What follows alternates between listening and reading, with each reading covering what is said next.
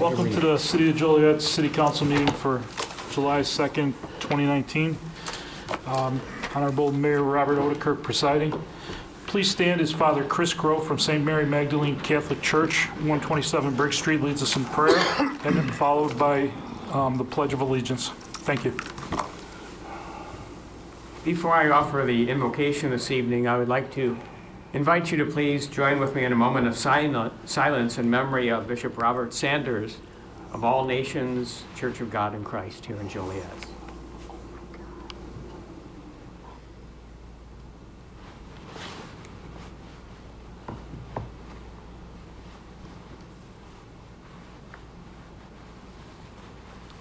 Oh God, we come before you this evening recognizing your generosity and your many gifts to us.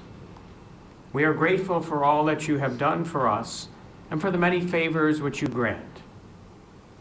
We gather together in your name, Lord.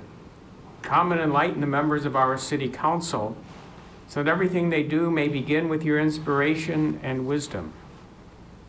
God of wisdom and justice, through you all authority is rightly administered.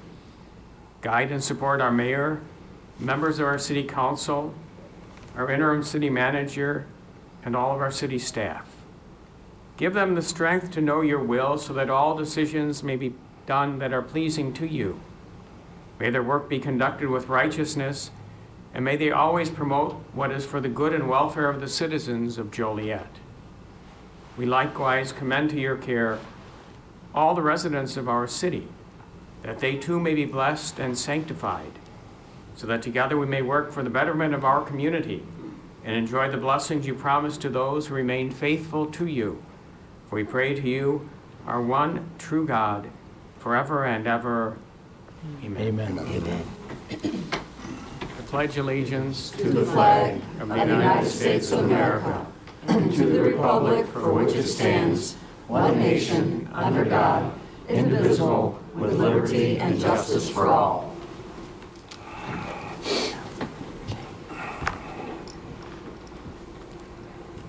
Thanks, Father. Thank you.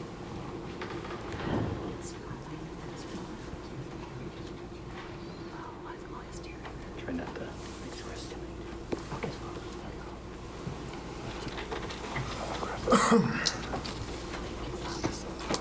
Thank you, Father. Begin with roll call. Mayor Odekirk. Here. Councilman Dickinson. Here. Councilwoman Gavin. Here. Councilman Hug. Here. Councilman Morris. Here. Councilman Mudrin. Here. Councilwoman Coleman. Here. Councilwoman Reardon. Here. Councilman Turk. Here. First on the agenda this evening is a proclamation honoring Audubon Country Club.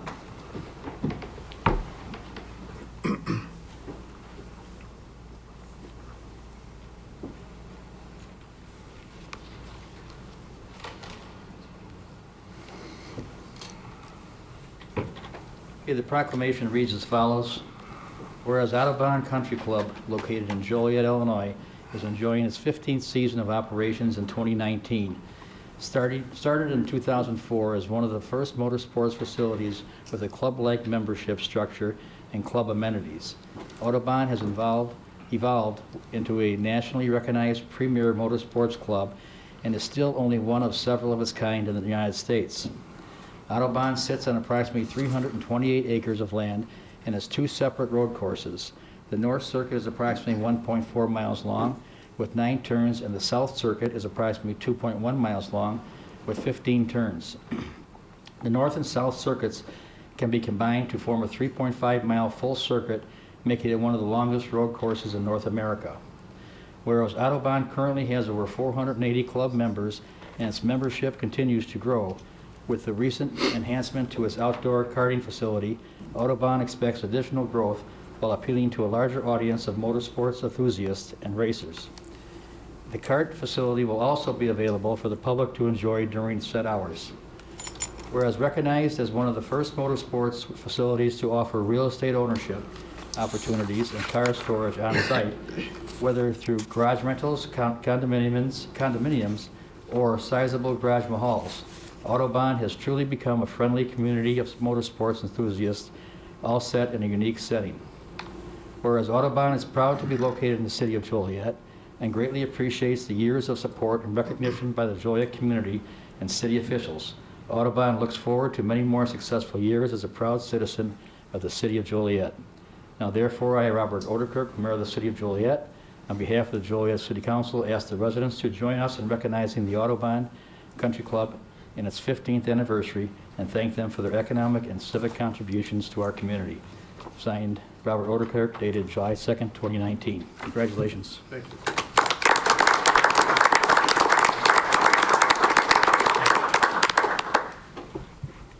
Thanks, everybody, for giving us the opportunity. You know, all of us growing up were exposed to golf country clubs, and, you know, we always thought, well, how come they get all the fun? What about us car guys? So, you know, I just thought it'd be a pretty easy idea. Just get a bunch of land and you pave a road course on it. How hard could it be? Well, actually, it was very difficult, and the city of Joliet embraced us, and early on, Jim Haller heard our vision and invited us down, and the rest, is, they say, is history. But we're very proud to have Audubon Country Club located in Joliet, and we really appreciate all the support and recognition from the entire community. We particularly want to thank Mayor Odekirk and each member of the City Council for their years of support and encouragement as we enter our 15th year of operation. We also want to thank the city staff and officials who have worked on Audubon matters throughout the years. Without your guidance and support, we would not have been able to build our unique motorsports venue, which is recognized around the country as one of the best venues for motorsports enthusiasts. As stated in the proclamation, we look forward to many more successful years working closely with the city of Joliet. And I also moved my family down here, and we call this community home as well. And we've enjoyed all the time here as well. And Tim, co-founder. Yeah, I just echo all the words that Mark said. We can't say our appreciation enough for the support of the city, the support of the mayor, the support of the city council. We're very proud to be citizens of Joliet, and thank you very much. Thank you.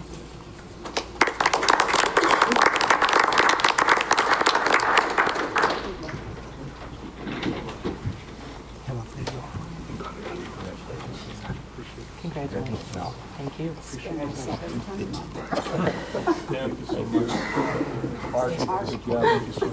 Thank you so much. Thank you. Thank you. Thank you. Congratulations. Thank you. Congratulations. Good luck moving forward. Congratulations.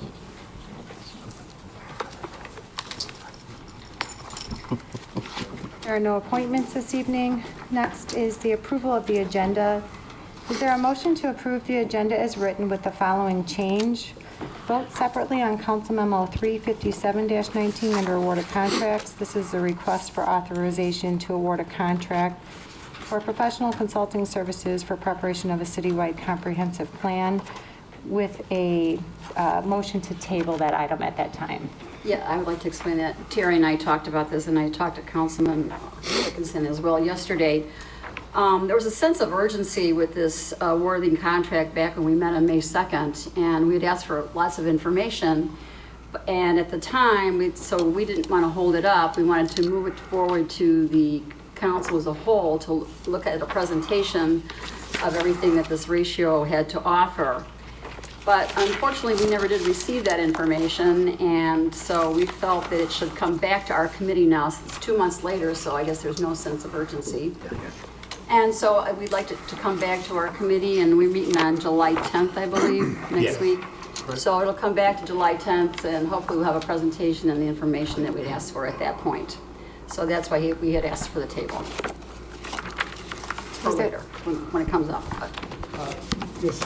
Yeah, I just wanted to add, when we, after the discussion at the Land Use Committee, the consultant was advised to provide a list. So we do have a list in your council packet this evening that they provided, 4 or 5 page list of projects that they have worked on over the years, as well as their sub-consultants. We sent that out, a couple weeks earlier via email as well. But one thing I would, if it's going to be tabled, we would ask if there's a need for a presentation. We are happy to bring them in to do that. The reason for the gap in time, after we received that list from them, it took a few weeks to get that.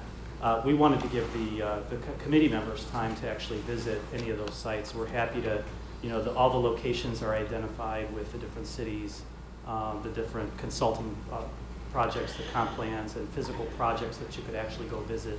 Comprehensive plans are a little more nebulous because they include many physical plans, so that the plan itself isn't something you go see, but there are actual construction plans and so forth. So all of those were listed, and that was the delay, is allowing the committee members, if they so desire, to go visit some of those sites on their own, or if we were happy to bring the consultant back and actually go through and maybe highlight some of those comprehensive plans.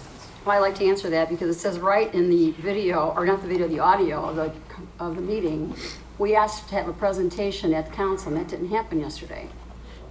That's on us. I mean, We will exactly. certainly, if And I had asked for some information because I was going to Bloomington, Illinois a week later so that I could see a project, and I received nothing. Thanks.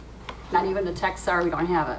I believe, well. Nope, didn't get it. I believe Mr. Jackson sent some information. I talked to Mr. Jackson about that, and he said he didn't have it either. So Well, if you want to we'll vet this invite- out here, or you want to do it later on and another No, meeting, we're- I'll be happy to do that, but I really don't want to do it in front of here. Sure, we're happy to have the consultant, return and do like an actual sort of PowerPoint type presentation if that's something they can highlight. Basically, it's the list of projects that we provided. They would just go through and maybe show some renderings of the work. And we had many questions. Oh, we'll vet it out at the meeting, but we all looked at our email today and we could not find what you had sent out a couple weeks ago. So if you could resend that to all of us, we'd appreciate that. Sure. Thank you.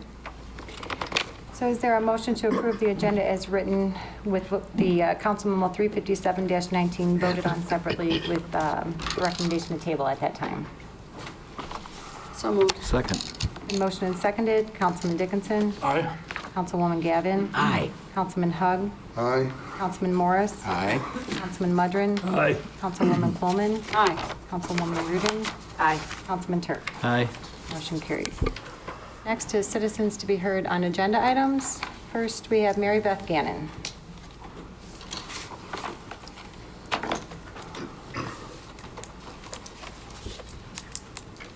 Hello, Mayor and Council. I'm kind of tired of coming every week, and I'm sure many of you are tired of hearing from me, but I'm here because I feel compelled to speak for many people because our wishes aren't being heard, at least not by the majority of you. So I guess I'm going to continue coming until then. But just to make sure we're all on the same page, I'd like you to possibly answer this, and I'll take no answer, I guess, as a yes. So tonight, you're prepared to extend an offer to someone who was previously fired as a city manager. You're prepared to offer an interim city manager job to someone who was given a $350,000 interest-free loan by his previous employment and had trouble paying that back. That's who you want to manage our city, the third largest city in Illinois. I just want to make sure you're all comfortable with that.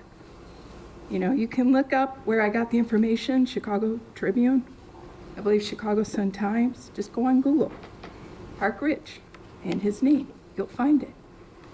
I don't think I should have to do that kind of homework. You should all know that. And if you do know it, why are you doing this? Now, I know you all have to come together and get along at some point. But rest assured, the residents, like myself and thousands of others, are not going to forget the choices you're making, the choices you're going to make tonight, the choices you've made in the last couple of weeks. We're not going to sweep it under the rug. We're not going to forget. Did you not forget all those union members who sat here with their shirts on and wanted Marty here? And you just ignored them? They won't forget. And you're going to need them if you want to get reelected, I think. You're going to need people like me. So when you go into this decision tonight, please understand what you're saying is okay, because the way I see it, and maybe I'm wrong, but that's just my opinion, you may as well bring back Mr. Hales at this point, because I don't see a whole heck of a lot of difference.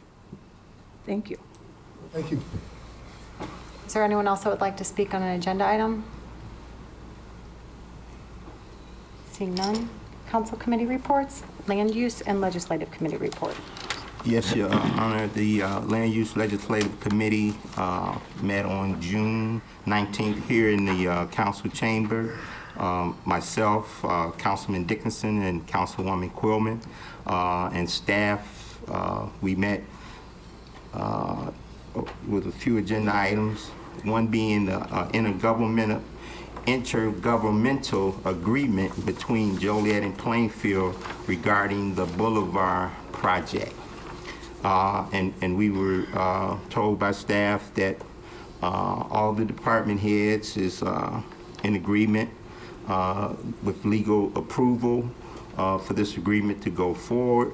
So it would be moved to the council for approval by the committee. There's also a public hearing, and I'm gonna need my committee people to help me out here. This meeting was back on the 19th. That's a long time ago for me. Plus, I've been on vacation It was too. just you and me, Terry. Yeah, it was just. See, I forgot you wasn't here. See? So, okay. Well, Jan, we had a notice of a public hearing on our CDBG, the Community Development Block Grant by Mr. Sturr, Jeff Sturr. Some of the allocations all the allocations for the grant. There was a 2% decrease, not, because of any doing of Joliet, but just across the country by HUD. Most grants were reduced by 2%. But there are two local, I call them charitable organizations, Catholic Charity, Daybreak, as well as the Spanish Center will be receiving allocations or some funds from our CDG, Community Development Block Grant funds. And these funds will be used for construction, remodeling of the buildings only, which is in, dire need. Roof, I believe at both facilities needing some work done. So that will really be welcomed by those two organizations. And then there's, of course, some other items, and I believe all this is on the website, kind of broke down. And I believe the public hearing ends July 15th, if there's any comments that can be made concerning the allocations of those funds.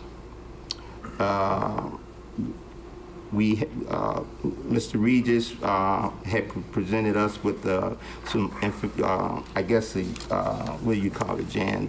For the interim city manager job description. Oh, job description. Job Okay. description. Well, you were doing fine. I didn't want to interrupt you. Right, but that will be coming back to committee at our next committee meeting, July 10th. So we will be back hopefully with the approval to the full council. We had some tweaking to do to it again. Right, for that, okay. And after that, I believe Mr. Hanson appeared before the committee just to begin some dialogue about neighborhood meetings being held here at City Hall. He thought that would be more convenient when he cannot find a location in a neighborhood. These are not our neighborhood meetings, but our normal neighborhood meetings. But these are meetings when I guess there's issues in a particular neighborhood. If there's a new developer wants to build a warehouse or something, whatever. But anyway, right. So he was thinking that the use of City Hall would be good. So again, it was just some dialogue and some on his behalf, advice to the committee to bring to the council for further dialogue, as well as what was the minutes being taken at the review and development meeting. But Mr. Jackson kind of got us up to speed on what actually happened. So I believe Mr. Hanson left somewhat happy. I see he left, so he's not here to say anything different on that. But it was good dialogue that we had with Mr. Hanson. And I don't know, Jan, did I miss anything? No, you didn't miss anything, but just to add to the the meetings here at City Hall, it's after hours, and we discussed it, and we felt that we didn't have the staff to stay. We'd have to pay them overtime, and because it'd be much late. Those meetings take place like at 6:30. Staff works 8 to 4:30. I mean, I suppose they could change their hours to work, but it's up to him to provide the for the secretary or the taping, because he's the one that's making the presentation to the neighbors on behalf of his client.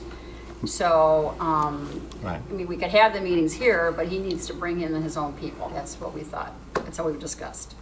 Right, and we also discussed that it's more convenient for the neighbors to go somewhere local where Within they their also neighborhood, familiar. Not that they're correct. not familiar with So, City for Hall. example, if they live down Elwood or down by Schweitzer Road, to come all the way up here for a meeting it's just not convenient for them. Convenient. That was it. That's it? You did good. Thank you. Thank you. Public Service Committee report. Before we get into public service, one quick thing in regards to the comprehensive plan. That's something that the Legislative and Land Use has been looking at for several years, as well as going back a number of years to the Economic Development Committee, because it's a huge impact on that future economic development and choosing. So we need to make sure, we haven't had an update, and I'm sure, Steve, you would at some point, but we need to, when we hire the consultant going forward, maybe even have a couple of joint committee meetings so that the land use can do their job, but we can also keep an eye on it from our interest as economic development. And then, have presentations. So do you want to come to the meeting on the 10th? That's to pick the consultant, right, to vet the That's what's consultant? coming back. Right. No, I think we're more interested. I mean, I don't want to speak for, if you want to call a joint meeting, then Steve can do that, yeah. Absolutely. Well, that's up to Terry. I'll be there He's the anyway. chair. I will be at that meeting on the 10th, so if you want, we could certainly just give an update to the ED committee as well. Okay. But we need to keep the ED committee involved, not in the choosing of the consultant, okay? So an update's good enough, but in putting it together, leading to the public viewing that will be done with the final comprehensive plan, as we focus only on economic development. Well, yesterday it said it was coming with our recommendation. We never took a vote. There was no recommendation. But we felt there was a sense of urgency, so what we wanted to do was have a presentation and bring it back to the council as a whole to take a look at it and make a decision. That's why we didn't have a recommendation on that. No, I'm not challenging. No, I'm just letting you know Right. the why. So now it's 2 months later. Picking a qualified consultant, you guys, are already halfway through that. You'll do a great job, but I'm getting ahead of the curve. Gotcha. Once we start putting it together preliminarily, we need to include the Economic Development Committee as well as the Land Use Committee combined, because ultimately the goal is to bring it to the public, the plan itself, the comprehensive plan. Okay, thank you. With that said, the Public Service Committee met yesterday at 4:30 in the afternoon here in the Executive Council chambers, a room. In attendance was myself, Councilwoman Gavin, and Councilman Morris. It was mainly routine items. One item that I will point out that we did discuss was the widening of Theodore Street between Illinois, Route 59, and Droughton Road. Myself, Councilwoman Coleman, and Jim Tristan have been working on this, probably going on 2.5 years now, Jim? Yeah. And I thank you for Longer than that, hasn't it? Right? But I thank you for getting it done, because the people out there, have been concerned. This should include or will include, this is phase 1 only, it's the beginning. We're starting the ball rolling. It should include, I believe it's 2 stoplights in this phase at some point over the next several years. And then ultimately, just like we will with Caton Farm, we will address Droughton out to Ridge Road when we get through this project first. So there's a couple phases. So we did go through it to pick someone to bring the phase 1 in. So I want people that live along that corridor in that area to know that it continues to move forward and it's gaining some speed now. Then we looked at a truck permit in Terry's district, and I think we vetted it pretty well, Terry. Yeah. The truck wash permit, I'm sorry. Truck wash permit on the corner of Laraway and 53. They've already got a truck stop there. And they've got a Pop's beef stand there, and they're just going to add a truck stop, and they've developed it in such a way. I think we were all happy with that. Councilman Quillman was at the meeting as well yesterday, to try to keep the congestion, and it won't add more trucks because truck drivers aren't going to drive 30 miles to get a wash. These are going to be trucks that are coming there already to get fueled on their way in or way out of Center Point who need a wash. So we vetted that. The other items were routine, closing up some contracts from 2018 on a couple of street improvements, on the parking, the city assets, parking areas that were contracted for snow removal. We closed up those 2018 contracts. We went through the ordinances resolutions, which for the most part support the contracts and change orders above them. So it was pretty routine. We vetted it all, and unanimously, all the items on the agenda were given a recommendation for approval to the full council from all three of the members of the committee. Have I left anything out, Councilwoman or Councilman? No, sir. You did a good job. Okay, that would be my report then, Mayor. Thank you. The Rialto Liaison Report. The Rialto had their regular monthly meeting at 4 p.m. on June 26th in the Rialto meeting room. Public is always invited. On the new business side, the election of officers for the next year.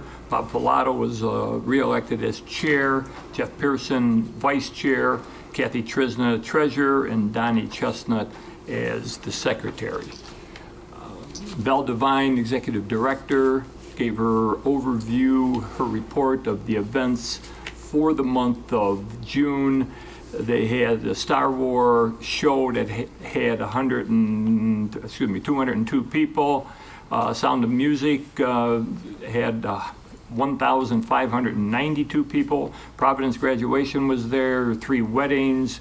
The Star Wars Day, 6,120 people came through the theater.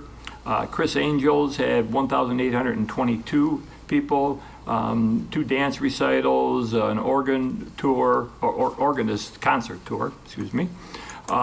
Steve Earle and the Dukes had 700 people there.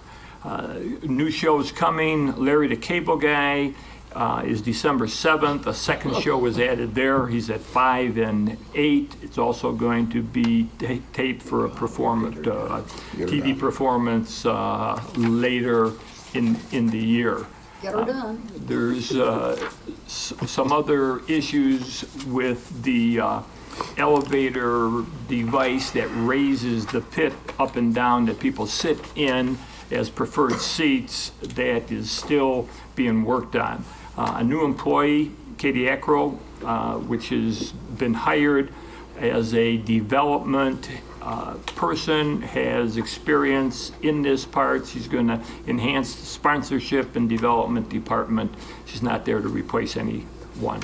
And the next day was going to be Race Fan Rally, which the Rialto was going to sponsor a full bar in front of the theater. And this report has been emailed to everybody last week also, so if you want further detail, you got it. That's my report. Thank you. Mayor, quick question. Yes. Councilman Mudrin, so we will be included in their year-end, their fiscal year just ended June 30th, right? Mm-hmm. And so we'll be included in that to receive copies. I'm not sure Jim Gadani's not here tonight, I noticed. I don't recall getting that. We get a monthly, very small monthly summary. We get that. Steve, do you know when we get the monthly summaries and at the point that we also should be getting the year-end report or audit, as well as anything that's equivalent to the CAFR for their organization, CAFR report, right? We need to post that so people in public, who support and want to track the Rialto and its success can see the exact same things we're seeing on a timely month-to-month basis. I'm sure we can, correct? David? We can add it to the website just like we do any of our materials? That is correct. Okay. All right. That's all I wanted to suggest. Thank you. We have 2 additional reports this evening that are not on the agenda. First is the Stadium Committee report.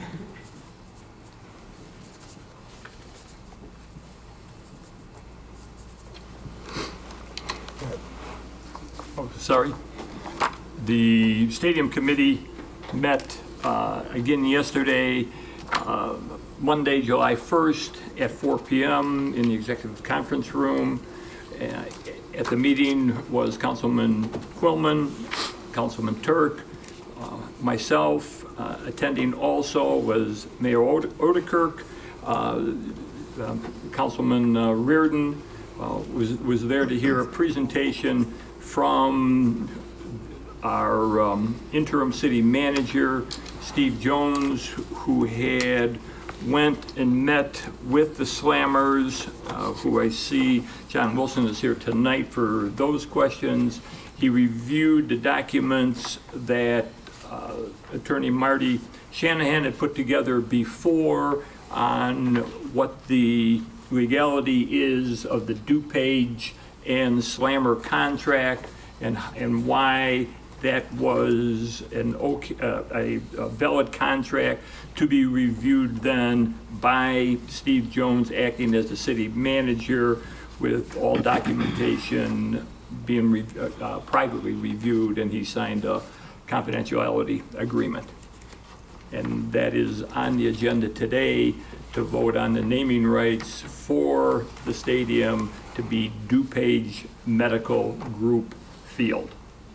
Steve, you want anything added to that? I think you covered it. Thank you. Joliet Historical Museum Liaison Report.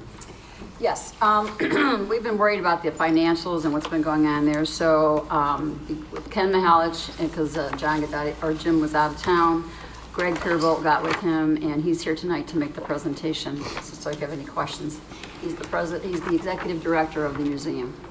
Greg, can you come up? And everybody got a copy of this today. Oh, I have two more over here.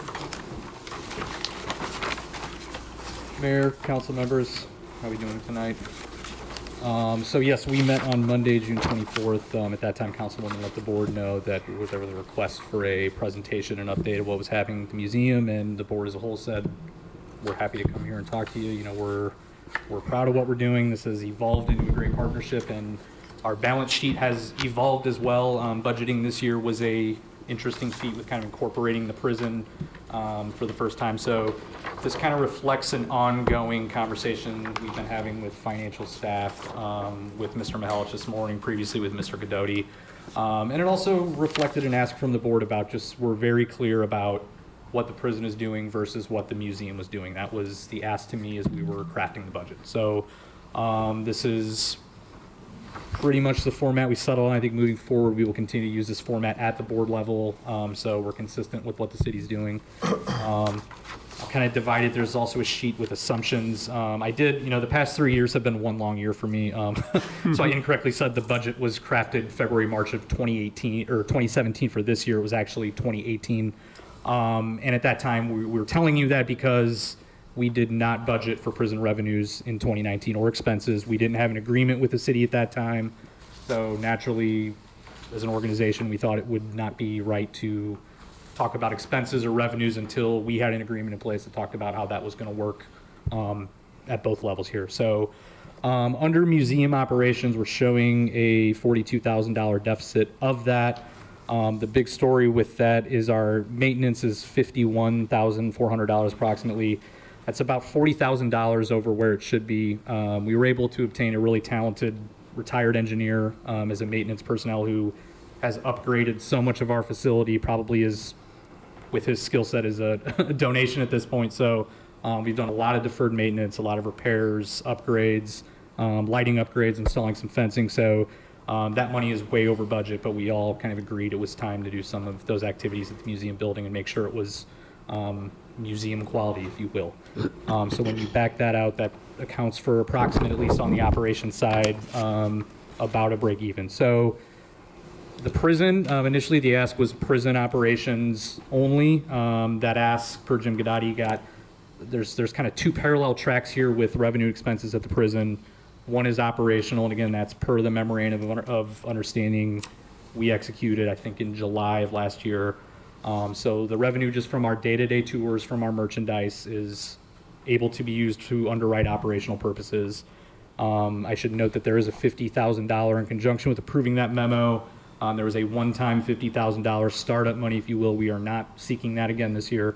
But there is also what we refer to as restricted money. So that means it is in a separate restricted account. It's actually at a different bank. And this is a board restricted account that meets the understanding of our donors and our events that things like the Great Prison Break-In are going to be used expressly for prison purposes. So we decided to isolate those funds in a separate. We actually have a number of restricted accounts at the museum, so that's a fairly common nonprofit thing. And then finally, the fourth category, per Ken and I's conversation today, we do have our endowment holdings. We moved them this year to the Community Foundation of Will County. So there's kind of an ugly $29,000 number that represents that sale and that transfer, but we turn around and reinvested that money with the community foundation. So I would say that's not a true loss. That just represented the transfer, if you will. So bottom line, again, museum operations are showing $42,000 in deficit. And again, that's based on a higher than usual level of maintenance, and a number of which probably will be classified more properly to leasehold improvements or investments that we're making in the facility, as opposed to just operational expenses. So in conjunction with our new budget, after kind of some research and looking at months we were able to look at, because you got to understand that, this reflects on the operational side. We did approximately 60 days of tours last year. And that also represents a partial season, if you will, this year. So you're talking mid-March through May 31st, excuse me. So really that action in June is going to take off. We're up to 4 days a week doing tours. So we're confident those numbers are going to increase. But just with kind of the startup, if you will, we decided to take our 4 categories which we felt were going to be affected by the prison. That's our salaries, that is our marketing and exhibits and collection care, and finally insurance. Those 4 areas are naturally we knew were going to go up. So the ask from the board was kind of divide those out in a way that ties them directly to the prison, if that makes sense. So again, just looking at the metrics that were available to us, we figured 1/3 of salaries dedicated to the prison, half of our marketing costs, 1/3 of our exhibit costs, and half of our corporate insurance costs, all of which naturally increased this year. The good story here is the prison restricted. I mean, we had a very successful fundraiser with the break-in. We netted approximately $135,000. We've, I think, been very judicious with spending that. We've held on. We still, minus the grant that was approved at last meeting, we were right at about $110,000. So still have plenty of ammo in the tank. And the good news is that we're, I think, over $45,000 in sponsorships for the event this year, of which 30 we have in hand will be reflected on our June financial statement. So it's really ignited our sponsors, so that, restricted money is putting us over the top. And I think long term, we all hope that restricted money is going to, in the longer term, go back and be able to underwrite our operations. And, certainly we've talked about this a little bit at the prison committee as well. So, and then we did a final category again, what we call non-budget, probably expenses, non-operational expenses. You have the stock market activity I mentioned. We had $13,000, which was, again, kind of a leasehold improvement, the tables and chairs, which we turn around and monetize via our rentals. So those are more of a fixed asset as opposed to a day-to-day expense. So we're showing in total across all these things, about a $12,000 surplus. And again, you take that with a grain of salt looking at the different sectors. Again, I mentioned kind of the dual budgeting, if you will, where, we will be doing a museum prison budget. We will be keeping this format. So, if I can be so bold, I think Councilman Quillen asked me to do this because that financial statement is evolving as our relationship evolves. So I hope it is comprehensive. I'm happy to take any questions or comments you have about it. Again, if there's questions that I'm not able to answer tonight, we'll certainly work with staff to get you those answers. Mayor? Yep. If I read this correctly, then the net profit after all expenses for the Great Prison Break fundraiser last August Correct, yes. was about 67,284. We did do some other activities. The total, we presented approximately $135,000. $10,000 of that was merchandise, which went back to the museum. So yeah, but it also does include some activities, film permits, some that would lead to my next dedicated question, then. activities. Yes, The prison restricted would be some of the other ancillary things you mentioned. that's correct. Right. Yes. Uh-huh. Okay. So when you go across, now the 252,000 plus that we gift to the to the museum as a city, that's to be not put towards the prison, correct? Only the museum. Well, it's an operational and maintenance subsidy, so it was designed to cover things For the museum. like But is it staffing, being used yes. for the prison? It would be used to cover some expenses to the prison related to the ones that are defined in our memo of understanding. So, of course, the goal continues to be, whether it be such facilities as the museum and any of the assets, as well as the Rialto and anything that we support, is for them to become self-sufficient. So the total of $12,116 is really not accurate, because you would need to subtract out the gifted money of $252,000 plus $50,000 which is over 300,000. Sure. Without the gift from the taxpayers, it would look much different. Yeah, and You'd be in that's a all whole- reflected, and that was the mentality for. So what is the museum doing to get to the point where they don't need our money anymore? That we don't have to take taxpayer money? The prison is certainly, we No, as the a board, museum. the museum board has talked about the need for a new revenue source, and that's what the prison is to us. It's a new revenue source. There's a lot of opportunity in our facility rentals. We've been seeing some very good numbers there as well. So, but I think long-term, the vision is for the prison to reduce our dependency on these funds. And we have our first full season, if you will, this year. So certainly we'll know a lot more at the end of October. That's all I have for now. Thank you. Thank you. Anything else? You might want to add what else is going on, all the activities and how rentals are up and all that. It's not just financial. We have some fun here. So, yeah, we were really excited too about we're doing tonight actually is another series of Tuesday talks where we're kind of having some after hours museum things to just get people in the door. Our membership has exploded. We're in the process of doing kind of a membership drive with the attention the prison's getting us. So year over year, it's something like we're up 200 members. So that in turn will help us fill the place up for rentals, that makes sure our events are sold out. So we're excited about that.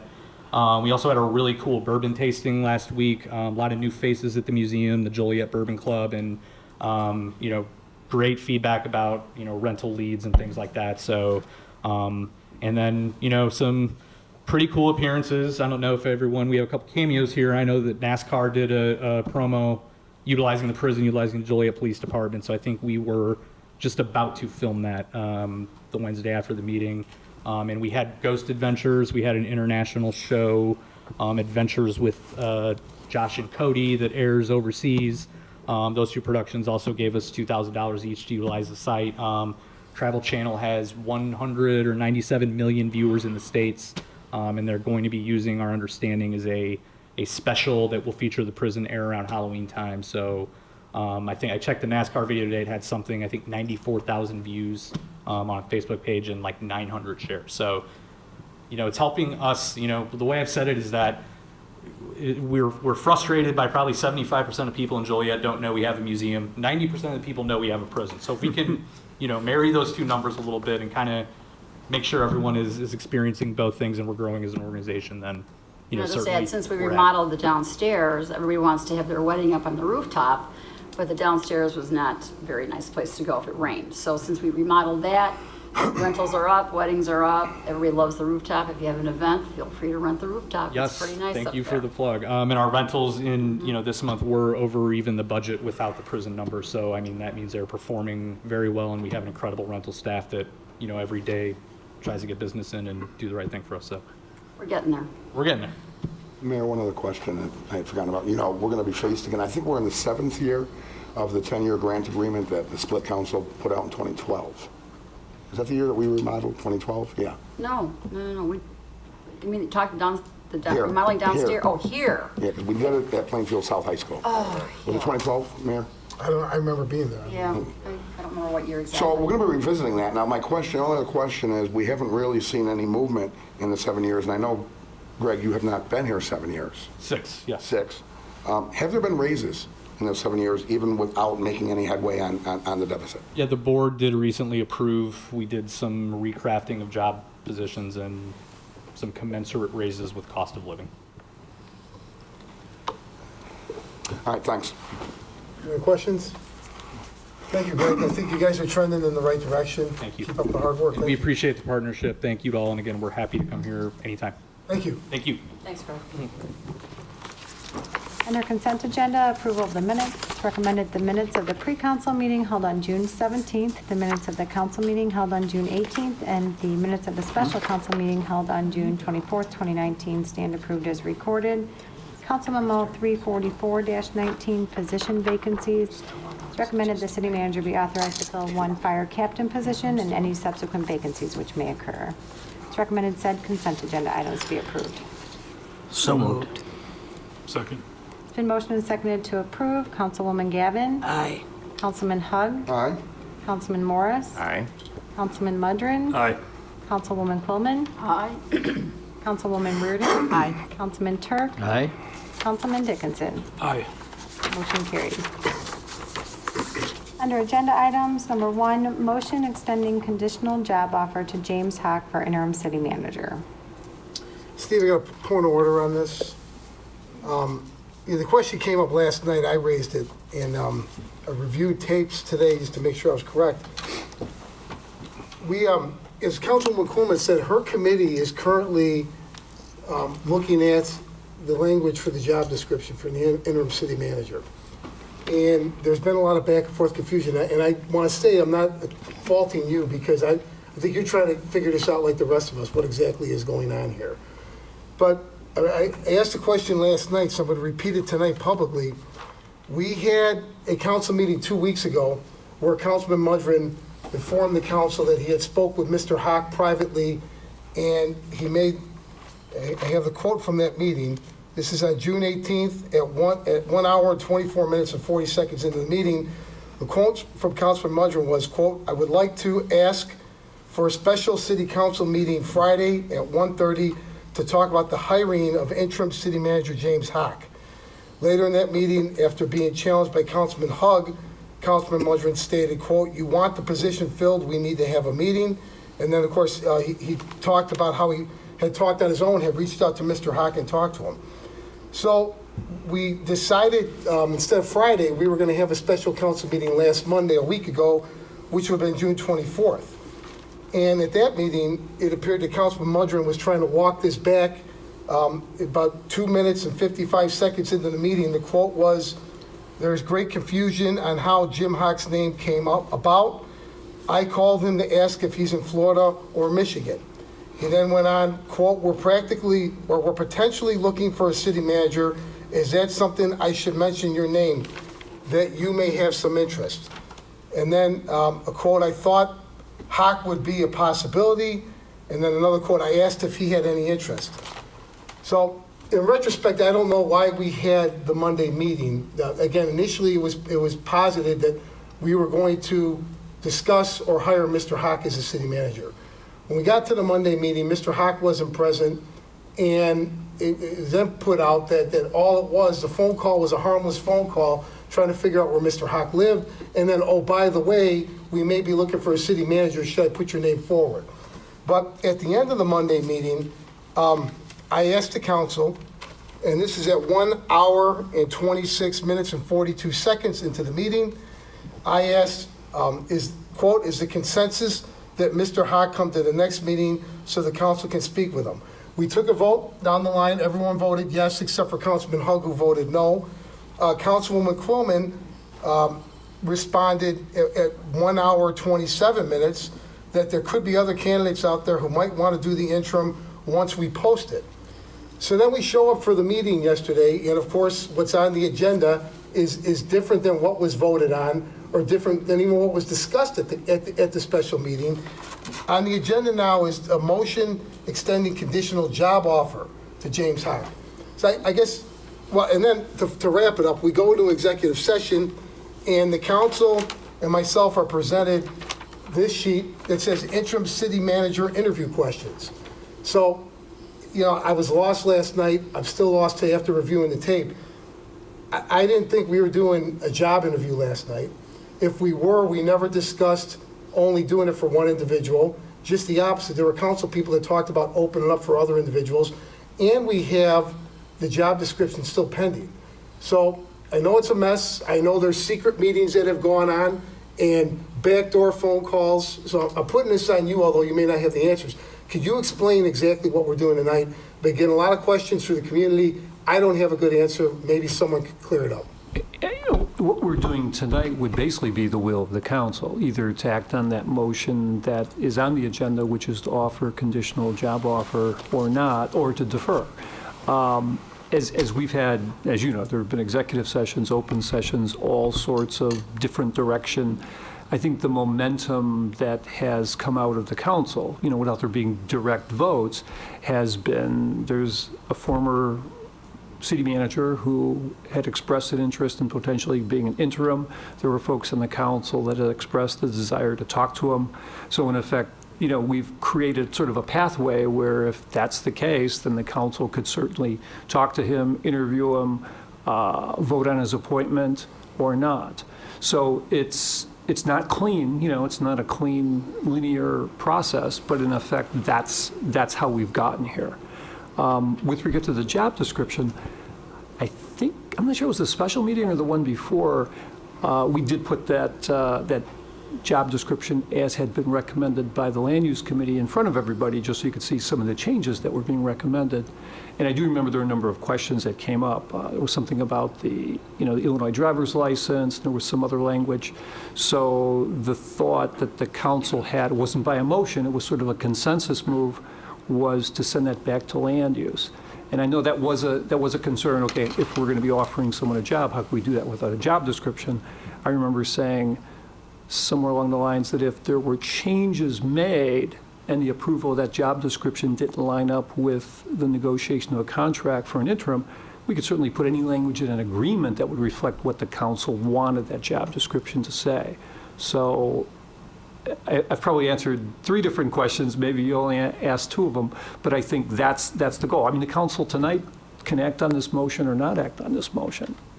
Mayor? Yes. I have a question in regards to that. I'm not sure how much conversation we will have. We'll find out in a few minutes. I'm not sure how much more new discussion can be brought to the table. So if in fact it goes to vote, if there's a motion in a second, are we simply voting on hiring Mr. Haack blindly with no details? Or are we voting on hiring him and giving him the $215,000 a year he's demanding? What are we voting on? In effect, the way the motion reads is a conditional job offer. And as the discussion certainly last night dealt with some questions council had, some of those answers were made. If the council were to affirmatively adopt this conditional job offer, I would assume that the council would also throw to me or throw to our legal staff the need to then negotiate a contract or an agreement, whatever you want to call it, that would come back to council to make sure any terms and conditions are favorable. That's why the word conditional is here.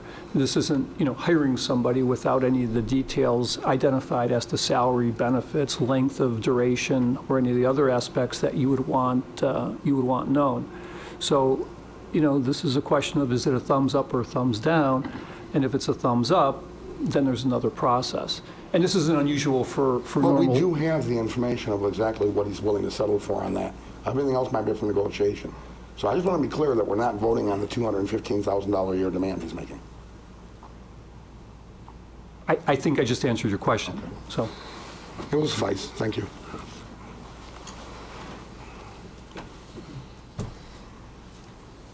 The item on the agenda is a motion extending conditional job offer to James Haack for interim city manager.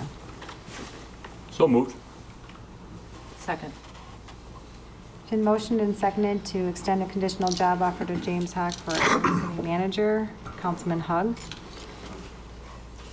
I'll keep it brief. It's my understanding in talking with Mr. Haack, as he was finally here yesterday, that it's going to take a minimum of 6 months to do the search for the final one. We had somebody mention the possibility that anybody, not just Mr. Haack, that comes in and asks for $215,000 for a year's salary, might like to see it last a year. But it's going to be at least 6 months. The council majority opted to take this route of publicly embarrassing Mr. Shanahan and his family and firing him to speed up the process. I don't see the process being sped up. It's dragged on for an extra 3 weeks now. It's going to drag on for another God knows how many more weeks if they have the 5 votes, as Councilman Morris pointed out a week and a half ago. You've slowed the process down, folks. So again, why? My vote is no. Councilman Morris. I just like to say publicly, just in case, I have nothing against Mr. Haack. I think we work well together, but I'm just not comfortable in putting the city of Joliet into a situation where we sort of leap before looking. I mean, we're gonna go through a process of interviewing someone for a permanent position as city manager. And I know you always say, well, he's been city manager before, so we kind of know him, but things have changed. I'm not comfortable with not knowing what he's gonna ask for, what he's gonna settle for. I'm not comfortable with what he's already asked for. I don't believe that it would be fair to the city for him to be city manager and handle the process of hiring the next city manager. I know it was said that he can do it, it could be done. I believe the residents was looking for a consulting firm or firm to come in, as we have done in the last two processes of hiring a city manager, to take on that responsibility. So again, I just don't think, we are making a sound decision, going this route. So I vote no. Councilman Mudrin? Yes. Councilwoman Coleman? Just one question. Where's the transparency that everybody wanted? Okay? Where is it? I know somebody, give him a call, he was here, call him up, let's bring him in and give him the job. I mean, to me, that's wrong. And we have if you want to put it out there, then we should be putting this out there too. And I don't see why we can't leave Mr. Jones where he's at so we can concentrate on a nationwide search for a permanent city manager. But all this wasted of time and wasting of money for interim city manager is getting to be ridiculous. I have nothing against Mr. Hawk. I talked to Mr. Hawk yesterday and I told him how I felt and he understood because we always had a good relationship. But in this case, it's always transparency. Well, I'm sorry, this is not transparent. I have to vote no. Councilwoman Reardon? Aye. Councilman Turk? I thought about this off and on all day, went back and forth, and I think that I would like to see Mr. Jones stay in the position he is until we have a permanent city manager. But he told us last night that that would not be possible without his current economic development duties suffering. And I think he told us he could give us probably 3 months at the most. So I do not have a problem with reaching out to Mr. Hawk. I do want to see the contract when it comes back, and I'll make my final decision then, but I vote aye. Councilman Dickinson? Aye. Councilwoman Gavin? Yes, I'd like to get this opportunity to first apologize to these residents in the city of Joliet, because you didn't have to go through this madness and this confusion, quote unquote. The simple ask for me was to have an open and transparent process. We've done it twice before. I thought that we could do it again. I believe that, and I want to tag on to something that the mayor said, when we were talking about Mr. Hawk in that meeting, it was my opinion that there were questions being asked for Mr. Hawk that none of us could answer. I believe the mayor asked, is Mr. Hawk here? I tagged on to that line and said, well, let's get him here so he can answer the questions. My thing is not to hire an interim. We need a permanent.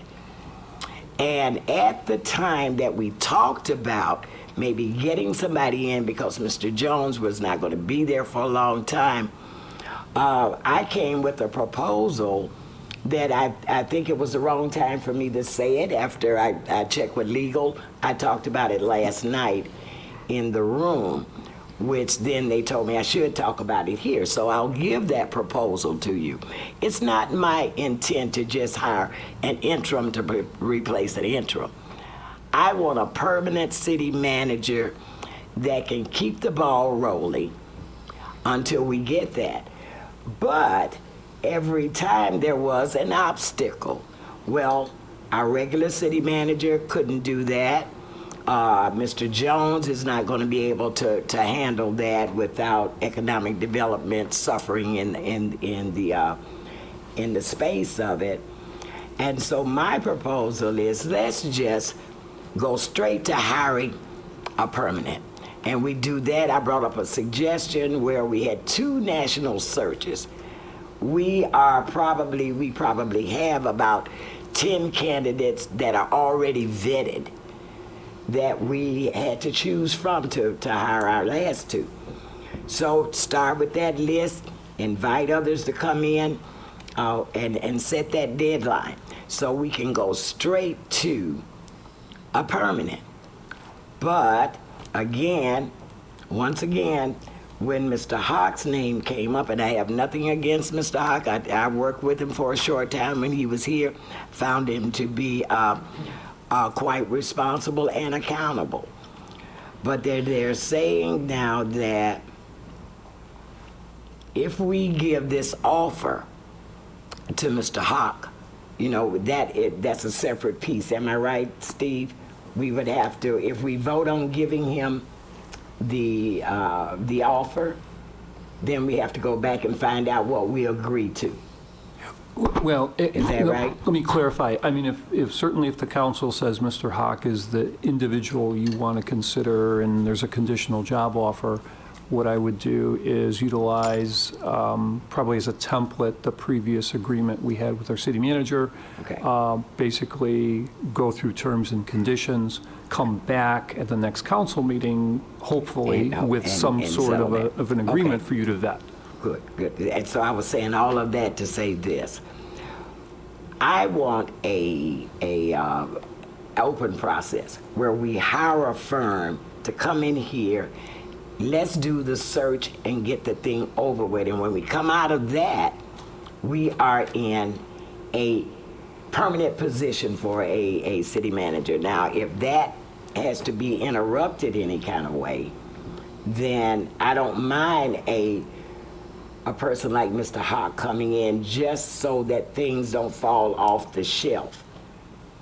Okay? So that's where I am, people, with this. If Mr. Hawk can step in because Mr. Jones can't do that and run that process, get him in, and I believe I'm going to use your word, Steve, your plug and play. And we don't have to, there's somebody that's familiar with our city and to be able to do that. So, and as in my vote onto your question, having said all of that, this is where I am. If I have to go with Mr. Hawk so nothing else falls off the shelf, I will go with that, and I vote yes. Motion carried 5-3 to approve it. Yes. With all due respect, Councilwoman, my daughter is in her second year of nursing school. She transferred from Northern to the University of St. Francis. When we vetted the people in the first national search you're talking about, she was an 8th grader. That's stale. That's old. She was an 8th grader.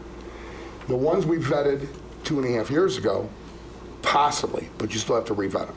So that was not, this entire process has been corrupted from the beginning. It is dirtier than a mud puddle. And there is no common sense or logic. You all had an opportunity. Councilwoman, thank you for explaining as best as you can. You're the only one that explained out of the 5. Nobody else said a word but I. And people still want to know why. You did try to explain. So I want an open process. That is all I wanted in this thing. I have the floor, ma'am. I have the floor. I didn't interrupt you when you were speaking. Well, go ahead, finish so I can. So, what you folks did, you just hired somebody who's got no experience in doing a search. And your reason for hiring him is to do a search. Mr. Hawk left us in the lurch, high and dry, when he decided at the last minute to retire 2.5 years ago. We asked him in executive session, can you stay on until we pick a new one so we have a smooth transition? He said no. We understandably, I can't go on. That's as far as I'm going to get into the executive session, folks. That's why we are going to have that conversation that we didn't have last night, making sure that we can release executive session. Because there has been some remarks over the last month, and tonight again, that won't match what happened in executive session. And you all know that. Anybody that votes no in the executive session, well, you don't explain anything. I'm going to say explain to the people why, but you won't even explain why you did this. Everything you have said tonight about why you need to have someone who quit on us once before come in and save the day from your own mistake and lack of vision was avoidable. Councilwoman, you brought it up by not firing that man for no good reason. By hiring someone to be a project manager, as I suggested a month and a half ago, to cover our interests inside City Hall, working with the outside consulting agency, and with the council like we've done before. Again, my example was if the city manager has 100 jobs, 99 are more important than the search, you fired him on 99, and now you're using the one job as an excuse, not saying why you fired him, in all honesty, and then transparency. Thank you, Councilwoman Quillman. This is as muddy and dirty as a mud puddle, folks. May I? Yes. Okay, to respond to you. The reason why, and I don't think it could have gotten that muddy if we had did what we done before, is do the national search. Do a search. Get a firm in here to do the search. But as soon as we suggested that, I suggested that, it was where Mr. Shanahan could not be in that seat because everybody reported to him. So, Yeah, I again, maybe my memory's slipping. I thought we addressed that, and June we 4th, Mayor. decided that I was going to form a committee of 3 council people that would handle it directly, so that the search And did I committee not agree could with deal with the committee. And Councilman Turk came in and said that that had happened in the past. That was done when Tom Thanis was hired as city manager. So I thought we addressed that. I thought we had moved past that. I'm interrupting, but maybe I'm wrong. Did I dream that, or did we have that no, conversation? we had that conversation, and that's Monday, Right. and at the meeting on Monday, I totally agreed. You brought back up the committee again. I still have no problem with that. I just want the national search, and we get it done. Be it done by committee, or be it done by bringing in a firm. And let's get a permanent person. So that way, we've got bigger fish to fry in this city. Mr. Hug, Councilman Hug, just really talked about how he thinks, and everybody thought, that our economic development would suffer. I don't want to see that happen either. We're on a great roll. So if whoever brings in the team to search, that's fine with me, as long as we get a permanent city manager at the end of the day. And that's where I am. Mayor, Yes. if you don't mind. I can't let it pass. Councilwoman, it's not just you. All 5 of you keep going back to, we had to fire Marty because you guys wouldn't do a national search. That's patently untrue. Krista, can you bring up the meeting on June 4th? I would say it's about an hour, I'm just guessing because I looked at it several times since then, about an hour and 40 minutes, or hour and 20 minutes into it, when there was a straw poll of starting with Councilman Dickinson and working down, are we going to do a search or are we going to hire Marty? Councilman Dickinson said, search. You said search. I said hire Marty. You said hire Marty. You said hire Marty. You said search, Councilman Mudrin. You said hire Marty, Councilwoman Quillman. Councilman Reardon, you said search. Councilman Turk, you said search. June 4th. June 4th, we were moving forward with a search. And you fired him 14 days later and set us back another month and helped damage even further, because economic development is still going to suffer without someone in that city manager's chair who knows. You guys know last night, I asked Mr. Hock a couple of questions about economic development projects going on. He had no idea. And you know that. And that's why we're going to get these meetings out there. The one question I've never done this, but I guess I'm talking out of class. I asked Mr. Hock, are you willing to postpone tonight, go home, and come back tomorrow so we can have this discussion and question you in the public? And what was his answer, Mayor? The answer was no. No, flat out no. When we asked him to come here and stay an extra 6 months when he decided to retire to help us through the process, his answer was no. So I'm tired of this fabricated excuse that we had to fire Marty and start this really messed up process because that's the only way to start the search. We fired him as city manager on the 18th of June. What don't you guys understand about this? We started the search process on the 4th of June. It's simple math. It's not even multiplication. That's enough. Mayor, I have a comment. Yes. With all due respect to everybody in this room, Mr. Hock hired Mr. Jones.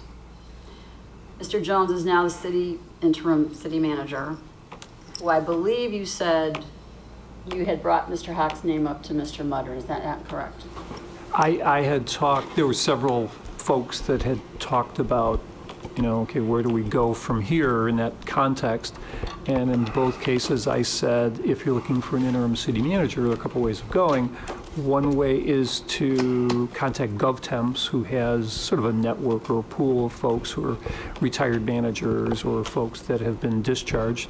And I said to both people that inquired, before you do that, you may want to just call Mr. Hawk, because I knew that after David Hales had left, I don't know if I ran into him at an event, maybe it was the prison event or the Jim was train there. station. Yes. Yeah, it was one of those, and he had said something along the lines of, if you guys want some help during that period, certainly keep me in mind, something like that. So I made sure that, GovTemps isn't the only way to go if you're looking for an Or you interim. knew he was available, and you suggested him to Mutter.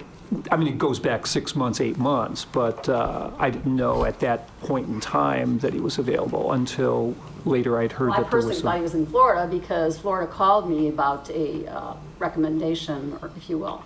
So I just thought he got the job, so, I gave him a nice recommendation. Yeah. But my point here is, so if you're going to give him this offer, I just feel there's a conflict here because he was the boss, he hired you, now you're the boss, and you're going to negotiate this contract for him. I just don't think there's something not right there. That's why I said me or the legal staff. And I kind of looked in this direction, So which Marty- of course Marty raises gets to do other it. issues. So Marty gets to do it. Oh, that's really fine. Marty. That's right. I gotta put the circus music on. Yeah. And the saga It's not all of continues. that. It's easy to solve, I think. It's very easy to solve, Mayor, if you would allow me to say this. It's very easy to solve. All we need is to start right now is go out and get a search firm to do this. And let us get on about the business of the city. Let's just get it done, put it to bed. I know we've heard all of the pros and the cons. We've heard the Sermon on the Mount. We've heard all of that. So, let's just get it done. To get to that. I'm not gonna preach to you. No position to it. No, it's not that simple. You just voted to extend an offer to Jim Hawk, so now we have to negotiate a contract with him, and he's gonna be the one to do this. Councilman Hugg is right, whether you like him or like what he's saying, this whole process has been kicked back for months. And it's funny, Councilwoman Reardon, you were one of the big outspoken people about how slow it was going. Let's roll up our sleeves and get it done. Yet you've taken action after action to delay this. So no, we're not gonna hire a firm. We're gonna negotiate a new contract for an interim city manager, and then we're gonna pay him a lot of money to do that. And he made the offer that we extend to Mr. Hawk on the back end, he may not accept that. Right, so then we're back to square He may one. not, so let's get the firm and get it going. Give the man the offer. Are If he we accepts it- rescinding your vote? Are we pulling this? No, I mean, I know you're an attorney now. Don't twist my words here. You know I'm not, but exactly respectfully, what you're saying. saying two different things. We have to give him the offer. We just voted on that. Right, Yeah. and he'll bring back an acceptance or a response, And and we'll debate it, and we'll vote on that, so that's at least 2 weeks away, I don't at least, maybe longer. You can say 2 weeks. Mayor, if I can wade back into the mud puddle for a second. Yes. And I'm assuming it's going to happen. Well, you're the chairman. I remembered you're the chairman of the legislature. Yeah, well, tell it, Mayor. We still can't. He keeps thinking Jan is. It's rattling around my brain. We still can't hire that firm, Councilwoman, because we don't have a legal job description. Well, Because Councilman Turk asked, and I don't object to it, for a second look at the description, which sent it to the committee, and now it was sent by this full council back a week ago, back to the committee. When are you meeting? I asked for clarification on 10th the, of July. Yes. I asked for a clarification on the job description because I thought 8 years was a little bit excessive to ask. And then there said 8 years experience for a city manager. Hey, there could be a guy out there with 3 or 4 years experience that's an excellent candidate. And I think he should be considered, he or she. But I thought maybe 8 years was too long. Mike, I'm not That's the only attacking you problem on I had that. with the job description. I'm not attacking you on that, but once you did that, you set a process in motion through Terry's committee, not Jan's, through Terry's committee, and Jan's a part of it. You set the wheels in motion, and they're still turning. That's It was fine. a legitimate request. That's fine. You didn't do anything wrong. No. But we can't move forward till that's finished. Okay. I just wanted to say, last night that question did come up. And I asked the question, in the midst of the job description for city manager, should we tweak it because it's going back to land use and legislation? If we tweaked it, or can we amend it at any time? I believe the answer was yes. Yes, and even simpler than that. I mean, you could add terms and conditions to the employment agreement that But says. we're not talking about the interim. We're talking about starting the process, Councilwoman, that you just said we should start right now and hire a firm. Number one. Number two, I'm sure you didn't ask that question in executive session because that would be illegal. Larry. About clarifying process and definition. Now, we're talking about the conversation that we had, and you brought up that in the job description piece. I was just following up on that. Now, should, by any chance, that when we formalize this agreement, and let me find out, Marty, where you at, so, we can get this legally, too. You're not fired over there, so let's see. If we get this agreement to Mr. Hawk, and I don't know if it'll take 2 weeks or whatever, we get the agreement to him of what we want as in that city manager's position, that interim. And he says, nope, can't do it. Okay, Marty? Yeah, I'm listening. Where does the clock start from that? Does it start right then and there? If he says he doesn't want it? Yeah. Well, then you have to go. If he says, for some reason, nope, can't accept those terms, I think it falls back on the council and what they want to do. the clock then starts with going on to the will of the council. Yes. Okay. I mean, it always is the will of the council. Okay. Mayor. I'm not sure. Yeah, Terry. Let me, Jan, because I'll forget what I was Go, going go. to say. Oh, you go. I think Mike is talking about the job description for the permanent city Yes. manager. Absolutely. So is this what's coming before my committee, our committee? It's your committee. You're the chair. That's for the interim city manager and permanent city manager, Marty? Oh, that's so. Because I thought I saw interim. I could I answer thought I that. saw It's actually interim on both. there, too. It says for city both. manager / interim. So it was sort of a combined description. Now, whether it was intended to always, be finalized that way, I mean, that's certainly the will of the committee. But both words were on that job description. Okay. And then my other point, I just want to be clear. And Larry, he has all the dates down. But the meeting that the mayor talked about forming a committee that was going to work with the consulting company. Is that right, Mr. Mayor? That's correct. We were going to hire a consulting company, and this 3-member committee was going to be the go-between from them and the full council. Is that correct? That's correct. Okay. So that was proposed, and I'm just wondering what happened, and that was going to be because of Marty's was a applicant for the city manager position, and the committee was going to keep him from having to be involved in that process. That was correct. It was discussed, it was vetted and decided Right. here, and then secret private meetings occurred, and it all got overturned. And then emails started flying, and I know none of you talked to each other because you've told us you didn't. Independently, all 5 of you sent the same exact email on a Wednesday afternoon. So I'm not going to call anyone a liar because you've all assured us that there was no contact with each other. But that's what happened. So what was discussed publicly was undermined by a private, secret meeting that never happened. Okay. So all I was going to say is, since the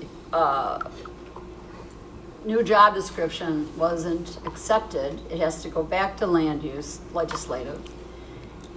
And who knows if that's going to be accepted. So it's going to go back and forth until it comes back to the council. So now you're talking another maybe two to 4 weeks, because you cannot hire anybody unless you have a job description posted. What we just did for the interim. I understand that, but that wasn't my doing. I was outvoted on that, okay? It's a democracy, I was outvoted. I don't understand that because I tried to move up the land use meeting because we agreed on the 10th.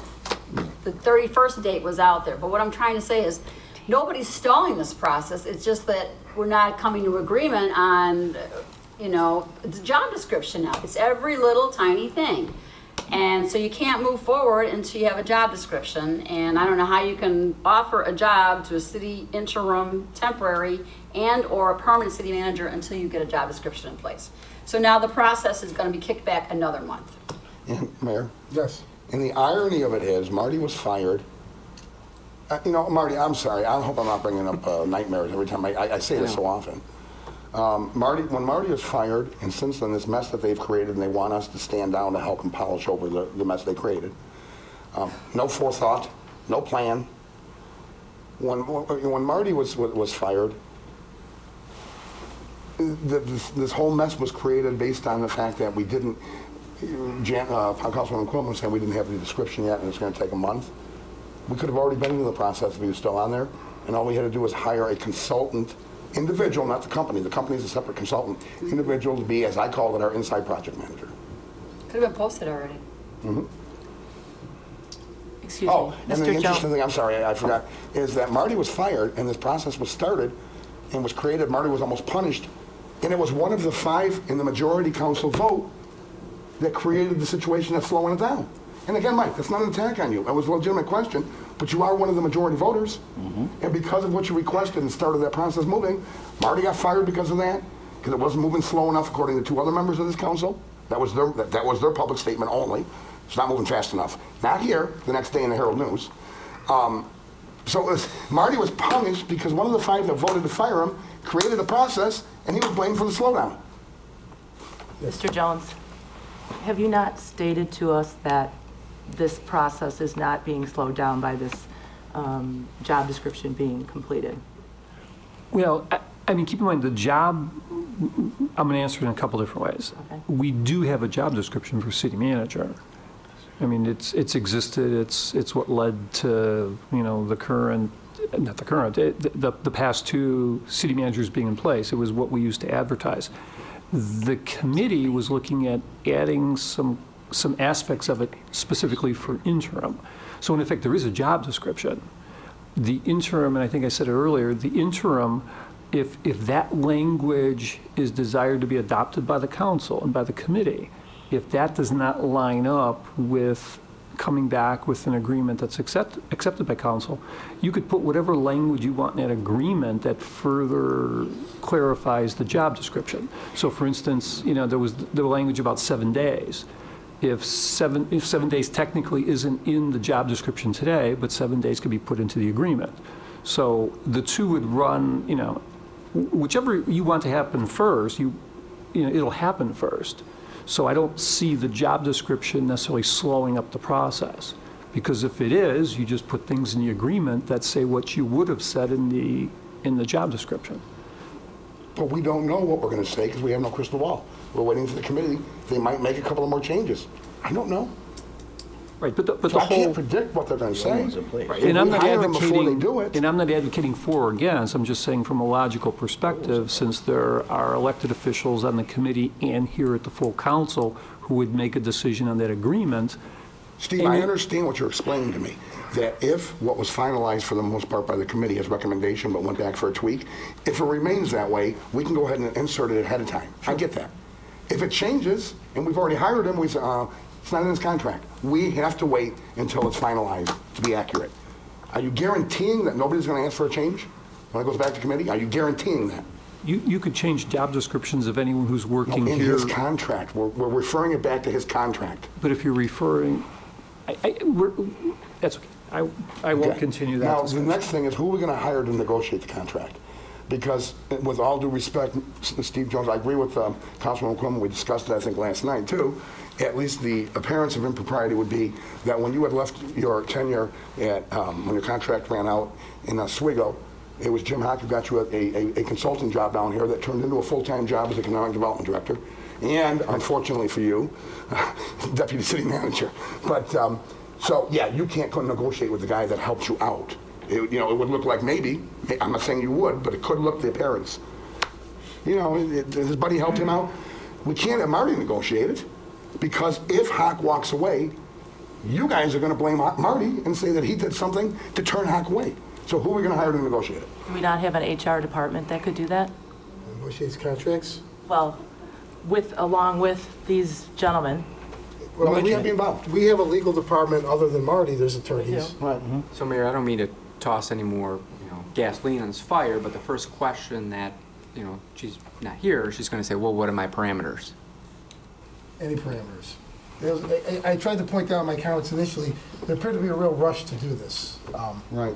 But it's done. So, I don't know. I guess... But Mayor, let's be clear on this. Let's be clear on this. We'll come back in 2 weeks, and maybe then the council will have an idea of what to tell the legal department. Now that they voted to hire the guy, maybe they can figure out what the terms or what the offer should be. Because we already took the vote. Let's be clear though, please. Because we've already been in a situation going back to the June 4th meeting, that led into the June 8th meeting, now that led into the 25th, Monday, that led to this meeting. And some people are trying to reinvent history, even though we have a video to go to. Right. I don't want to be blamed, do you? That it's our fault that it got delayed again, even though it wasn't. Well, this should have been discussed at that meeting that didn't happen in May between the five. Yeah, I don't think we're going to get blamed. Okay. I've got a lot of feedback on this, so. All right. So, yeah, I suppose the council probably needs to go into executive session and figure out what the offer is going to be to Mr. Hawk. So our HR director and one of our attorneys has an idea of what they're negotiating. Right. Well, Mr. Mayor, and I'm done, and we're going to hopefully move on. But it doesn't matter what they negotiate. Whatever Mr. Hawk wants, he's going to get. There you go. So let's just... Right. Which means $215,000 that we can afford. $215,000. And he's going to, and you all remember this, amenities. he's going to be here a year. Living expenses, right. We're not going to find a city manager for a year, or it's going to be him. Let's go. All right, that's your wise man. Just one more comment. I disagree, but anyway. Okay. Councilman Gavin, I commend you for wanting to bring everybody together, but you know what? I've tried that 3 times already. So it's not working because nobody wants to stop and move forward. So nice try, but it doesn't work. I see. Can't do it, but Okay, Krista. Next item is a motion to approve agreement for naming rights, DuPage Medical Group and Joliet Slammers. So moved. I'd like to ask a question of Mr. Shanahan before we go on. Do we know emphatically, yes or no, that we can legally approve this without us all being privy to the document? To approve the memorandum? To approve the DuPage, I'm sorry, are we on the DuPage, we're on the DuPage Yeah, agreement? it's motion to approve agreement for naming rights. That's the memorandum. Yes. Yes. We know that, I already approved it. but without us being able to see it, Well, it's the same thing. Steve is the one that saw it, so. so we know that it is legal for us to do that? For us to approve it without having seen it? Not understanding your question exactly. I mean, we're just following what the lease says. As it says the city needs to approve it. Okay. So you can't say yes or no? Okay. I'm not sure of your question. So there was a motion. Is there a second? Second. If I could say before the vote, John, you were here about 30 days, maybe 60 days when you walked in my office to tell me that you thought you had a naming rights agreement. That was great news because we haven't had one in about 20 years. So I really commend you for the hard work. It's been a little bit of a long process to get here, maybe bumpier than it should have been, but we're here today. But I do want to compliment you. You were brand new on the job and you came to me saying, hey, I think I have something lined up. So thank you for what you did for us.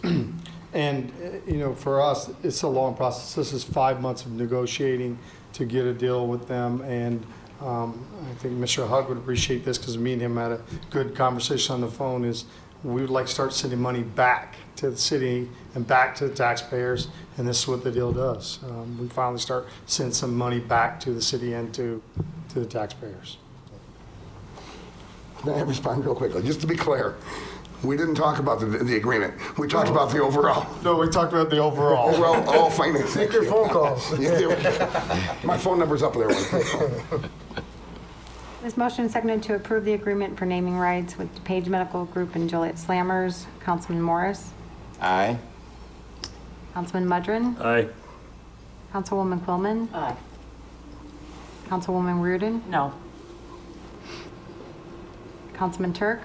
John, I appreciate the efforts and the work you've done on this, but I have a hard time approving a contract that I haven't seen, so I'll vote no.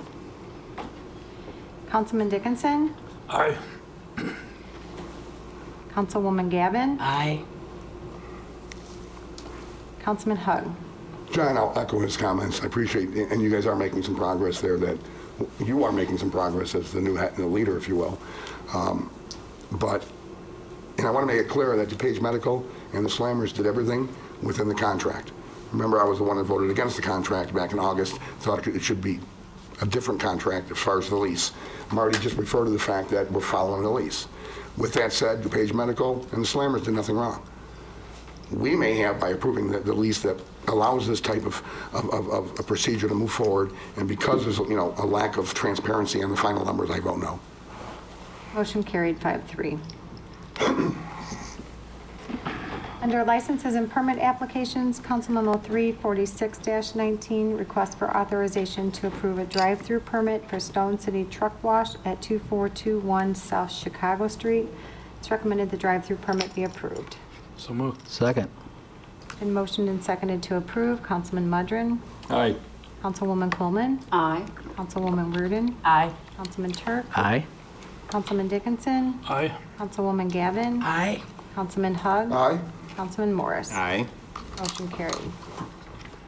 Moving under ordinances, Council Memo 348-19, ordinances associated with Menards Joliet re-subdivision, which includes an ordinance approving the preliminary plat of Menards Joliet re-subdivision, a minor subdivision, an ordinance approving the recording plat of Menards Joliet re-subdivision, a minor subdivision, and an ordinance approving a special use permit to allow auto tire installation and repair as part of a proposed tire sales facility located at 2526 West Jefferson Street. It's recommended said ordinances be adopted.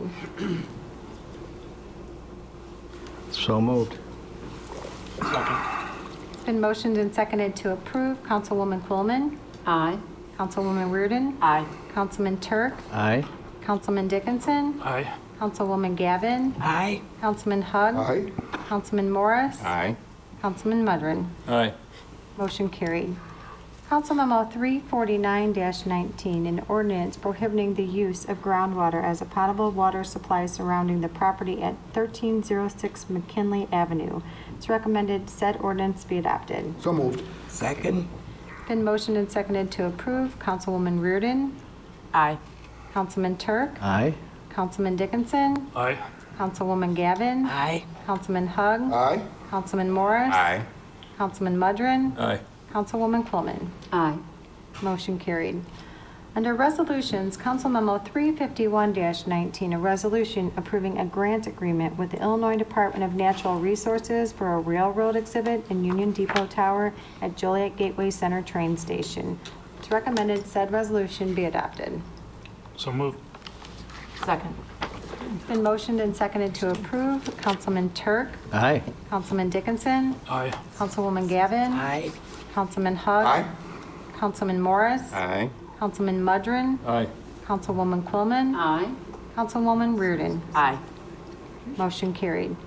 Council Memo 352-19, a resolution relating to participation by elected officials in the Illinois Municipal Retirement Fund.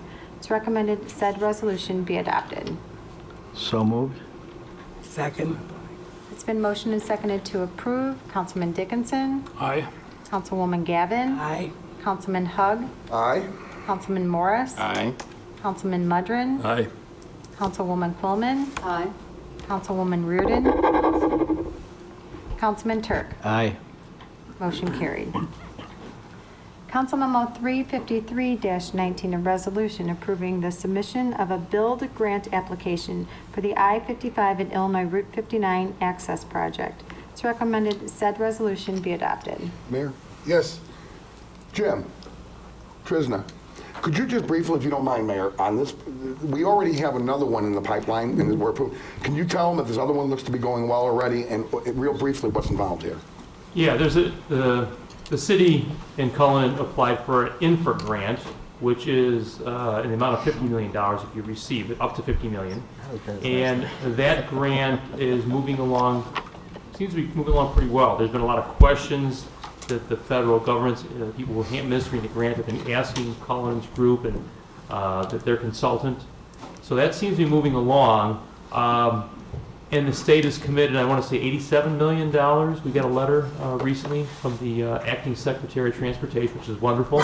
They raised it 20 million, didn't they? There was, I want to say 67 to 87 million, yes. So that grant's moving along well. We're also, again, with Cullinan, there's no guarantee, though, that you're going to have that grant. So Cullinan, again, is applying and asking us to apply with them for the build grant, which is up to 25 million. Now, we should hear on the infra grant, I would think within a month, it sounded like. If the city and Cullinan get the infra grant, you can, the build grant would go by the wayside. You can't get both. But things are going well with the infra grant. It sounds like there's more questions recently. We applied for the infra, previously he didn't get it. We applied for the build, previously he didn't get it. But this time it seems like their consultant has changed a few things on the application, and it's moving along. So we'll see. Hopefully within a month we're going to hear something positive on the infra first. Well, thank you for all the hard work of getting these all in the queue, because one of them is going to come through. Thank you. Yeah, I actually took a trip to Peoria a couple weeks ago to meet with them. Steve, you've been knee-deep in this, coordinating this, Marty and Jim Tristan, I know you've all been part of it. So, again, this is the type of things we should be working on as a council. I'm glad some people on staff are still focused, the eye on the prize and staying out of the politics. But this is a big deal. It's going to be a big deal for Joliet. Is there a motion to approve Council Memo 353-19? So moved. Second. Been motion and seconded to approve. Councilwoman Gavin. Aye. Councilman Hug. Aye. Councilman Morris. Aye. Councilman Mudrin. Aye. Councilwoman Coleman. Aye. Councilwoman Reardon. Aye. Councilman Turk. Aye. Councilman Dickinson. Aye. Motion carried. Council Memo 354-19, a resolution appropriating funds for the Smith Avenue, Center Street, Broadway Street roadway improvement project 2018. It's recommended said resolution be adopted. So moved. Second. It's been motioned and seconded to approve. Councilman Hug. Aye. Councilman Morris. Aye. Councilman Mudrin. Aye. Councilwoman Coleman. Aye. Councilwoman Reardon. Aye. Councilman Turk. Aye. Councilman Dickinson. Aye. Councilwoman Gavin. Aye. Motion carried. Council Memo 355-19, resolution appropriating funds for the Phase 1 engineering for the Theodore Street, Illinois Route 59 to Droughton Road roadway widening improvements project. It's recommended said resolution be adopted. So moved. Second. It's been motioned and seconded to approve. Councilman Morris. Aye. Councilman Mudrin. Aye. Councilwoman Coleman. To make the people out there very happy. Vote aye. Councilwoman Reardon. Aye. Councilman Turk. Aye. Councilman Dickinson. Aye. Councilwoman Gavin. Aye. Councilman Hug. Aye. Motion carried. Under award of contracts, Council Memo 357-19, award a contract for professional consulting services for preparation of a citywide comprehensive plan, being recommended to table this item. Move to table. Second. Do we have a table date? Well, it's going to go on it's on the agenda for the 10th of July, so depending on what information we get, we'll have to wait and see. If I can just add, I spoke with the consultant earlier today, and I did advise her of that meeting date because that just came up. That meeting was just set about a few days ago. She's going to be out of town the next day, and so I will try to see if some other person at that firm can come. If they're not, then we're at the pleasure. We can bring her back to another committee meeting, or we can bring her back to the full council even. I'm sure I'm confident they would bring someone here to do a PowerPoint for you. So is this the next council meeting? So it's table it to the committee. Is that what we're doing then? Table it back. Definitely. Okay. Table indefinitely until we get our information. You would table it back to the Land Use and Legislative Committee? On the 10th. So motion and seconded to table Council Memo 357-19 to the Land Use Committee meeting on July 10th. Councilman Mudrin. Aye. Councilwoman Coleman. Aye. Councilwoman Reardon. Aye. Councilman Turk. Aye. Councilman Dickinson. Aye. Councilwoman Gavin. Aye. Councilman Hug. Aye. Councilman Morris. Aye. Motion carried. Still under award of contracts, Council Memo 358-19, approve a professional services agreement for the bulk water dispensing station installation project, and Council Memo 359-19, award a professional engineering services contract for the Phase 1 engineering for the Theodore Street, Illinois Route 59 to Droughton Road roadway widening improvements project. It's recommended Council Memos 358-19 and 359-19 be approved. So moved. Second. It's been motioned and seconded to approve. Councilwoman Coleman. Aye. Councilwoman Reardon. Aye. Councilman Turk. Aye. Councilman Dickinson. Aye. Councilwoman Gavin. Aye. Councilman Hug. Aye. Councilman Morris. Aye. Councilman Mudrin. Aye. Under amendments, change orders, and payments, Council Memo 361-19 approved change order number 2 for the 2018-2019 snow removal for the downtown city center area and the commuter lot area, and Council Memo 362-19 award change order number 2 and payment request number 3 for the Smith Avenue Center Street to Broadway Street roadway improvement project. It's recommended Council Memos 361-19 and 362-19 be approved. So moved. Second. It's been motioned and seconded to approve. Councilwoman Reardon. Aye. Councilman Turk. Aye. Councilman Dickinson. Aye. Councilwoman Gavin. Aye. Councilman Hug. Aye. Councilman Morris. Aye. Councilman Mudrin. Aye. Councilwoman Coleman. Aye. Motion carried. Next is the city manager's report. I have no report tonight. New business, not for final action or recommendation. I have nothing. Last night in the executive session, we were to discuss releasing executive session tapes and possibly whether it's too expensive to actually release the tapes after they have to be redacted on some private personnel individuals, or whether we should go through a court reporter and have that individual type it all out and then go back and pay them to edit out the names and put in Mr. A or Mrs. C. So, I guess this is going to be either yours, Steve, to bring my conversation forward, or yours, Marty. Why did we need to discuss this openly today? I was advised last night. And then we can't take action, I get it, but we need to set, I guess, some kind of new policy, even though we don't have a formal policy. I'm not quite sure I understand all of your question, but after last night's discussion, we had our legal staff start working on that. And the recommendation from our end, anyway, is to bring this back for open session if council wants to chat about it, talk about process.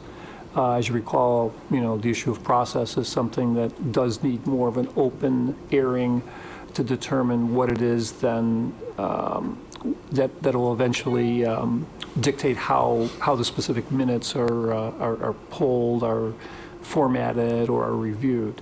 So I think the next meeting, if council desires, we'd be happy to have formal legal opinion along with perhaps one of our attorneys doing a presentation on their view of what the parameters should be. Marty, I believe you're the one last night that said we should probably discuss it tonight. Yes. So maybe you can lead the conversation. Help me out. I think Steve, What is it that we needed to discuss? Because whatever you're coming up with legal or from other city staff is going to be a recommendation. Certainly a recommendation from an attorney is going to be taken very seriously. But we're looking for essentially, again, council direction on how you want us to handle these moving forward. So since it's my proposal, maybe I should lead, then I can start. I mean, I think that we should release the entire tape for the meetings and have a process, if that's necessary, moving forward to do it whenever necessary. For all the meetings to do anything to do with the city manager's position dating back to April 1st. Any of the meetings. Most of them are in May, actually, May and June. But back to April 1st, and I'm talking about the public ones we know about, of course. We can't do the ones we don't know about. The ones that were held to decide whether or not you would be interim. Then it was held whether or not to fire you. Then it was held whether or not to hire somebody new, and all those meetings. Now, the question I think that remains is, budget-wise, the most effective way is to have somebody, and we do live in a digital world, you're not cutting tape like you used to have to do back in the 80s and 90s, where we can actually have the tape edited digitally on an MP3 format And that way, anybody who wants to listen to the tape can hear it, and we can edit out the information that the legal department says shouldn't be in there. But if it's too expensive, the second option, as I understand, would be to hire a court reporter to transcribe it verbatim and then go through and edit out inappropriate names or situations that might have been mentioned legally for, like, say, for instance, employee purposes. I would like somebody from staff to get a time and materials type quote, or maybe put it out there for 6 hours. What would it cost? 6 hours of digital recording. What would it cost for them to go through and do it digitally versus what it would cost for the court reporter to go through and do it manually? And if I'll be frank, and I think most of the citizens would agree with me, if it's going to cost $800 to do 6 hours with a court reporter, and it's going to cost $1,500 to do it digitally, for the $700 difference on a $300 million budget, I think most people want to hear our voices. So I'd like to have my proposal as we move forward on doing whatever we need to do to have a vote, up and down, yes or no vote, to release the tapes to begin with, and the quotes on the two manners in which we can release them. Digitally edited or manually transcribed. And it's a cost basis. And I'm just throwing out 6 hours, do 10 hours, whatever it is, find out. We can actually find out what the length of the executive sessions are. So. Right. And then we can get an idea from a court reporter what he or she would charge to do what we need them to do. And we can also get a quote from somebody who can do, you're involved, right? With digital recording and stuff, correct? Larry, try 2 copies. Well, I'm just trying to get an opinion. So get those quotes and base it on it. And then we can move forward on it. I just want to take the vote to release them, and I understand that we certainly have to edit them. And I think the best way to release them is to let people listen to them. So let's see how expensive it will be in comparison between the manual transcription or the digital editing. And can we have that for the next, in 2 weeks? Yeah, we can Okay. get you some quotes. The question is going to be for the digital portion, the voices themselves, is who decides then what needs to be edited and what not. Manually transcribe them would probably be an easier process because then you can physically look at them and then, so. Well, get a price, and if you're saying that you would like to see, even with the digital editing of the tape, a corresponding manuscript, that would increase the price too, and it might get too outrageous, then go ahead and put that as a third option. That way you can go through the digitally edited tapes and look at the manuscript and say, okay, stop there. But, I think, people want to hear the discussion. If it's not possible, then we're going to have to go with a manuscript typed up by a court reporter. But let's get a price for both. Yeah. So why do we go on executive session, Larry? I don't know. I mean, if you want to release I thought that's what was executive session. I don't know. I'm trying to understand. Why are we going in executive? If we're going to release it? When people say something happened in executive session, but I can't give you details, and I'm sorry, lack of a better term, they're lying about it. At that point, the public needs to hear what you heard up here is not what they said in there. They're misrepresenting themselves. I know that, but I mean, why are we? I don't know. Maybe I'm missing something. Transparency. There's a lot of controversy going on right now. Well, I don't think I'm missing transparency, but I mean, I thought that's what executive session was for, us to go in and discuss things and that cannot be discussed in public or should not be discussed in public. Right, but Terry, twice a year by law, we have to release, or at least review the release. Review the release. Right. Now I'm saying let's review this release. The only person besides 2 other people, and we're all well aware of it, that would object to the name being in those tapes would be Marty. I haven't asked. Marty, would you object if your name's in the tape? Well, I mean, it pretty much got beat up out here. Yeah, I really don't want to answer that because, if I say yes or no, it's the will of the council. Okay. So if they want to release it, then. Okay. So what I would probably do is have someone not associated with, because as you know, I wasn't even part of some of those conversations. Right. So, of course, I would like to hear those. Absolutely.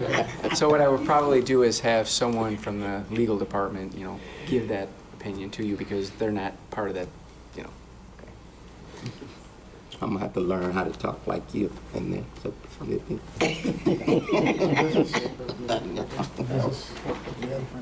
No. Sherry? I'm good, thanks. Mike? Public comments?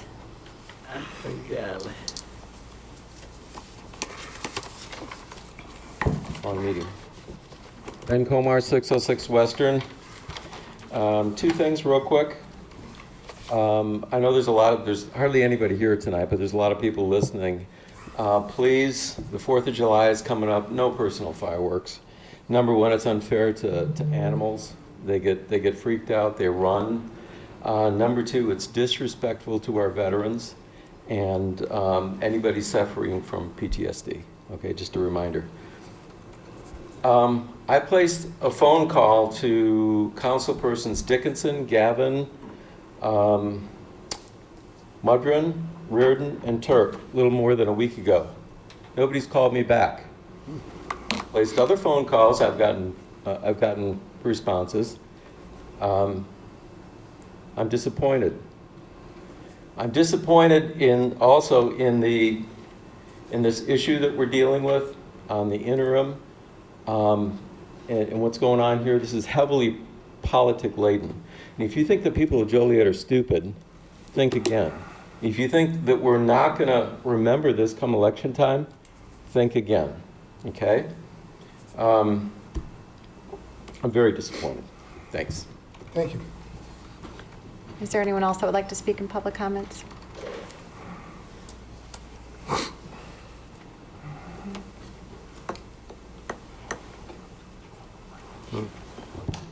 Hello, City Council. It's me, Erica Holmes, and my friend here, Candace Johnson, Bicentennial Bluffs co-president. Co-president for Eastside Neighborhood Council. Next Tuesday, July 9th at 6:30 p.m., Eastside will be having their monthly neighborhood council meeting.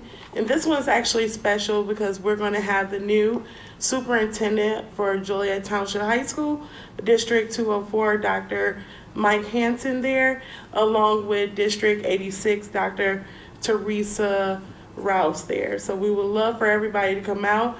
If you got questions and concerns, you can address it to them. And we're going to talk about some other things. Since me and Candace are both here, we want to bring up our school supply drive that the coalition is doing. So we have the Joliet Leadership Coalition, which is comprised of neighborhood organizations on the east side as well as the central area of Joliet. So we have Kappa, Reedwood, Cunningham, Bicentennial Bluffs, which used to be St. John's. We have east side, we have south side, we have Parkwood, we have Forest Park. We have a few others involved as well. So our goal is to start giving back to the community more as a whole, all of our neighborhood organizations together. So the Back to School Backpack Drive, we're taking donations up until July 31st. We're taking donations at 2 locations. And we would like to thank Councilman Terry Morris for letting his funeral home be one of the drop-off spots. And then the other drop-off spot is 3201 West Jefferson. Thank you. Mm-hmm. Farkas Funeral Home. So the Farkas Funeral Home has also offered to take in donations for the Back to School Backpack Drive. We are hoping to do at least 150 backpacks. It would be our first year, so we don't want to make a goal that we can't achieve. If we go beyond that, that's fantastic. We already have a lot of donations that have been coming in through our neighborhood organizations. Our event, we're actually working with Joliet Police Department, so we will be at the National Night Out, which is August 6th. We will be there from 5:30 until the book bags run out, and probably afterwards, because I'm honestly going to bring my kids. So we will be there. We'll have representatives from hopefully at least one person from each neighborhood organization there. So if there's questions, we'll have flyers to pass out to people so they can learn more about our neighborhood organizations, because we've kind of been under advertised. Right. So we're trying to get the word out more about where we are, when we meet, and why we're here and what we do. So we encourage you guys to come out for National Night Out, which is August 6th. It will be at the Joliet Memorial Stadium on Jefferson Street. And then if you do not know which neighborhood you're in, you can always go to the City of Joliet website and look up your neighborhood council. Mm-hmm. Excellent. Thank you. Thank you. Thank you. Yes, What time on July 9th? It's July 6th, Oh. and it's 5:30 p.m. to 8:30 p.m. is National Night Out. August. That's August. Oh, and for the August. east side. So Sorry. It's talking okay. about- So for Eastside Neighborhood Eastside Council, Council. it's from 6:30 to 7:30. Thank you. We're an hour. We have a lot of meetings. Yes. It's a little hard to keep in track. Me too. We're not having a meeting about a meeting. Right. Oh, okay, good. What was the date of your book back drive? We're taking donations up to the 31st of Can you July. speak in the mic, please? Oh, sorry. We're taking donations up to the 31st of July, and then we're going to be passing them out August 6th at National Night Out at the Joliet Memorial Stadium, 5:30 until book bags run out, pretty much. Okay. Thank you. Thank you. Is there anyone else that would like to speak? Next is mayor and council comments. I have nothing. I do have one thing. I'm getting excited about this because this is the partnership that the Forest Park Community Center and the Joliet Police Department have ongoing every year. We're entering into our 7th year, is it, Chief? But PAC Camp is getting ready to start. So July 8th, PAC Camp will start. PAC Camp stands for Police and Children Together. It has been an amazing experience. Each year we take 15 to 20 kids out. The police officers become the camp counselors for that week. So we are getting excited about it. So July the 8th, 9 o'clock, camp starts. And so I'm getting everything ready, Chief. So we're excited about it. The kids are excited. This weekend, there's a birthday coming up. It's a rather important birthday, so I will wish a happy 243rd birthday to our nation and encourage everyone here to enjoy the celebration of our great nation, but safely. Yep, just wishing everyone a safe, first of all, and happy July 4th, Independence Day. Same. Hope everybody is able to have some free time and have a good holiday. Just to reiterate a couple of things, in this hot weather, please do not leave your dog in the car. Joliet has an ordinance, and Chief, could you please contact Animal Control, because it's my understanding that they are not aware of our vicious dog ordinance or the hot car ordinance. And some constituents call me up and say they are unaware of it when they called. So just FYI, thank you for that. And also, please don't leave your kids in the car either. And as was mentioned earlier, the fireworks. That's in their 20s. That's early. Okay. Anyway, let's see, lost my train of thought here. Anyway, oh yeah, the fireworks, thank you. Just to reiterate, it does affect our veterans and especially our dogs, and don't leave your dog out when the fireworks are going, because then you're gonna get lost, and then you're gonna be sorry because you can't find them. Great thing over last weekend was the first Pride Fest in Joliet. It was a family-centered event, and it went very, very well. There were some protesters, but nothing that Joliet Police Department couldn't handle. Other than that, there was no violence, and it turned out to be very nice for the first year. And Fan Fest for the races on Thursday night was a success, except the storms blew up and stopped the bands. But other than that, have a happy, safe 4th of July, everyone, and just go watch the fireworks. Don't play with them. Thanks. I will echo everything Jan said. I also have a personal note. My husband thinks that we've been celebrating 4th of July for his birthday every year. It's because it's actually a different holiday, but his birthday is 4th of July, and there's another important birthday this Saturday, Krista. So you enjoy your day and turn your phone off and forget about everything. Happy birthday to both of you. Just one comment to Sarah and Candace. You've been asking about the fountain at Bike Park. It was up and running a few days ago. I noticed when I was down at Pride Fest it wasn't running. Talked to Craig Smith, and he said they were tweaking some pump problems, but it will be on tomorrow for the fireworks. I can add a footnote to that. Oh. Cottonwood got stuck in the motor. Is that what and I was happened? talking to Ulitz, and it was working yesterday. He got it all cleaned out. Yes, it was working. Working today on the way down, Mike. Okay, and the other thing, I'd like to thank Father Chris for staying for the whole meeting. Chris needs a hobby. Hey, Chief, if you can give a quick rundown of what we're doing for fireworks complaints for the next few days. Yeah, we have extra patrols out We have 4 extra officers and supervisor out the next 3 nights. Tomorrow night, the 4th, and also the 5th the day after, because there's also a lot of fireworks being shut off the day after. Besides our extra patrols that we have in the neighborhoods we've gotten complaints in. What we try to do too is we go over last year's calls, and then we go to those houses that we got calls at, and we let them know, like the last couple of days we've been going to those houses, letting people know that last year you were shooting off fireworks, we got calls, we're watching your addresses this year. So it's helped bring it down a little bit. So please, if you have anything, call us. We have the people out to go respond to these calls, because it is very dangerous to be playing with those fireworks. So please call. Thank you. A couple of things. June 20th, the NAACP had a town hall meeting where I spoke at. It was a great event. I know Councilman Morris, you were there. I think they're going to have other ones, so some of your phones are going to be ringing moving forward, but it was a nice event. June 23rd, memorial service for Grandmaster Bennett at the Peter Claver Center. Again, Councilman Morris, I know you were there on that day.